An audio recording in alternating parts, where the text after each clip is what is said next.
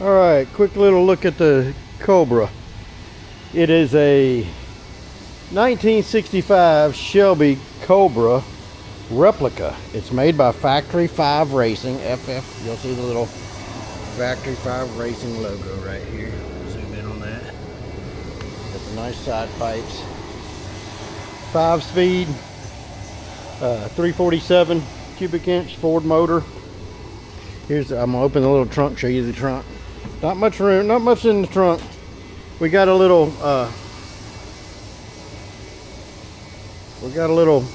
decorative plate, and then the real license plate is in the back.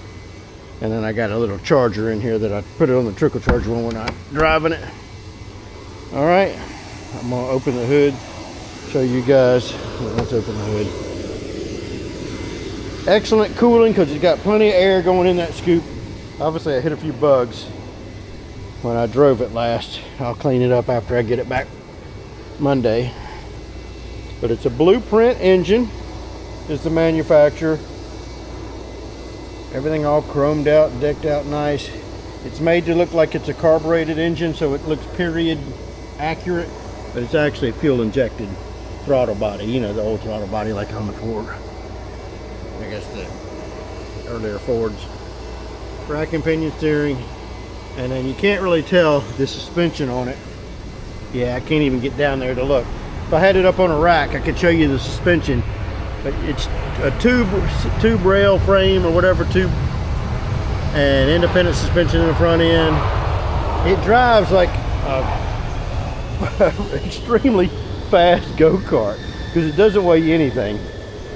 It's fun to drive, and it's very, very loud. So anyways, red interior, pretty basic, no radio because you wouldn't be able to hear it anyways. Pretty straightforward, not much to it. All right, just your basic little racer. So anyways, and that's about it. It's a full-time convertible. They don't have a cover for it.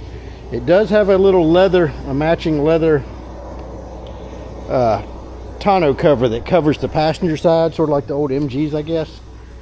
And then even, I'm gonna show you guys the gas tank. And then if I was gonna put the cover on, I'd fold these in, right? But even the gas cap, look, it looks period specific, but it's got actually a vapor lock gas cap. So anyways, and that's about it. It's got lights and turn signals, so pretty cool. So hope you enjoyed my little quick walk around. Thanks for watching.